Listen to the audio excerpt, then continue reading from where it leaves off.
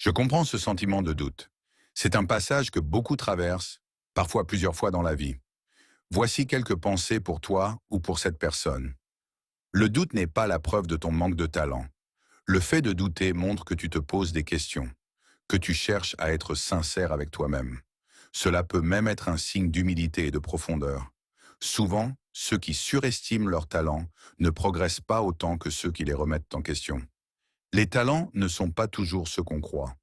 Un talent n'est pas forcément quelque chose de spectaculaire ou déjà parfait. Ça peut être ta façon d'écouter les autres, ta persévérance, ta capacité à voir des détails que d'autres négligent, ton empathie, ta curiosité. Parfois, on cherche un super pouvoir alors qu'on possède déjà des forces précieuses, mais tellement naturelles qu'on ne les voit plus. Le talent se nourrit d'action, pas seulement de certitude.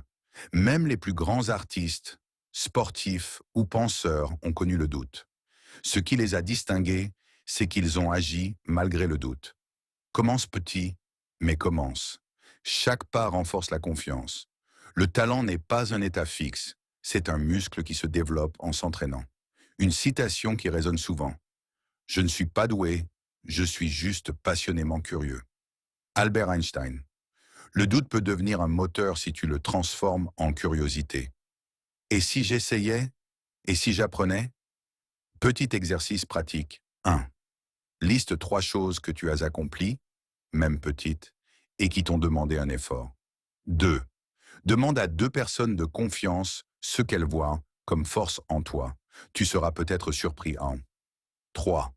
Agis comme si tu y croyais pendant une semaine. Fais comme si tu avais confiance en tes capacités. Observe ce qui change. Enfin, souviens-toi, le monde a besoin de ta voix, de ta manière unique de faire les choses, même si toi-même tu n'en perçois pas encore toute la valeur. Le talent, c'est aussi la capacité à persister quand la voie n'est pas claire. Tu n'as pas à être le meilleur pour avoir le droit d'exister, de créer, de contribuer. Commence, progresse, et la confiance viendra en marchant. Tu n'es pas seul dans cette traversée. Beaucoup marchent à côté de toi, doutent aussi, et avancent malgré tout.